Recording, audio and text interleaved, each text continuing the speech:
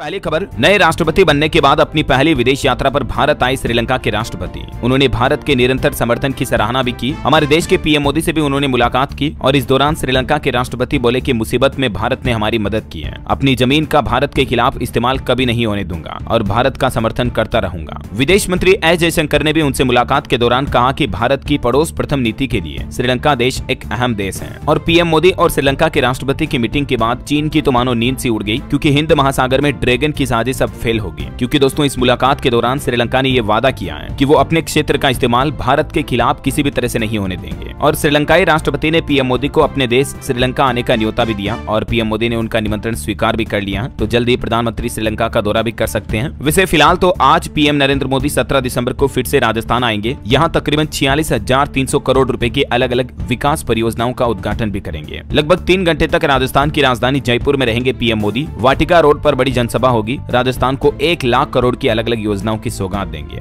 और ये 9 दिन में ही पीएम मोदी का दूसरी बार राजस्थान दौरा होगा। पीएम आज PKCERCP का शिलान्यास भी करेंगे। राजस्थान के 21 जिलों को पीने और सिंचाई का पानी मिलेगा इस नई परियोजना से। इसके अलावा भी दोस्तों कुल 24 और परियोजनाओं का उद्घाटन और शिलान्यास करेंगे। मतलब 24 अलग अलग नए प्रोजेक्ट्स का उद्घाटन होगा और ये सभी प्रोजेक्ट 46,000 करोड़ से भी ज्यादा के हैं, है ना। भारत के राष्ट्रीय सुरक्षा सलाहकार NSA अजीत डोभाल चीन के दौरे पर जाएंगे और ये 5 साल बाद किसी भारतीय अधिकारी का चाइना का दौरा होगा। भारत चीन के बीच सीमा विवाद सुलझने के बाद अब वो वहां के विदेश मंत्री से भी मुलाकात करेंगे। चीन की राजधानी बीजिंग का दौरा करेंगे जल्दी। इंडिया चाइना रिलेशन पर भी विदेश मंत्री ने कहा कि संबंधों का संतुलन भारत और चीन के हित में होगा। फिलहाल तो उन्होंने तनाव कम करने पर जोर दिया। तो फ्रांस के मायोट में अभी 100 साल का सबसे बड़ा तूफान आया हुआ। 1000 से ज्यादा लोगों की जान जाने की आशंका है। लोग बोले कि इस तूफान ने परमाणु बम जैसी तबाही मचाई। भारत के लोगों को वीजा फ्री एंट्री दे सकता है रूस। इससे आपका ट्रेवल बजट भी कम हो जाएगा। दरअसल रूस के आर्थिक विकास मंत्रालय का कहना है कि जून 2025 से ही भारतीय पासपोर्ट धारक वीजा फ्री पर्यटन कर सकेंगे, है ना। तो अब थाईलैंड की ही तरह रशिया घूमने जाने वाले लोगों को भी वीजा लेने की जरूरत नहीं पड़ेगी। आर्मेनिया गणराज्य के संसदीय प्रतिनिधिमंडल ने राष्ट्रपति भवन में राष्ट्रपति द्रौपदी मुर्मू से भेंट भी की। मुलाकात की इस दौरान कई अहम बातों पर चर्चा हुई। आने वाली है कोरोना से भी 7 गुना ज्यादा घातक महामारी। दुनिया भर में कोहराम मच सकता है इस महामारी से। WHO की तरफ से खुद इस बात की चेतावनी जारी की गई। WHO यानी वर्ल्ड हेल्थ ऑर्गेनाइजेशन का कहना है कि एक अज्ञात बीमारी यानी डिजीज अक्ष से सावधान रहने की जरूरत है। दुनिया भर में डिजीज अक्ष का खतरा मंडरा रहा, तो आप अपनी हेल्थ इम्यूनिटी को अच्छा रखें ताकि अगर कोरोना जैसी महामारी आ भी जाए तो भी अपना कुछ ना बिगाड़ सके। सीरिया में तख्तापलट के बाद पहली बार बोले असद, मैंने अपने लोगों को धोखा नहीं दिया, लड़ना चाहता था, मजबूरी में देश छोड़ना पड़ा। जो वहाँ के राष्ट्रपति थे ना, उन्होंने अब ये बयान दिया। बांग्लादेश की PM शेख हसीना ने भी मोहम्मद यूनुस को फांसीवादी बताया। कहा कि देश विरोधी ताकतों ने अवैध तरीके से सत्ता पर कब्जा किया। वैसे बांग्लादेश में अगले साल 2025-26 के बीच चुनाव भी हो सकते हैं, ऐसी भी खबर है। देखिए गाजा में इजरायली हवाई हमले में 25 और लोगों की जान चली गई।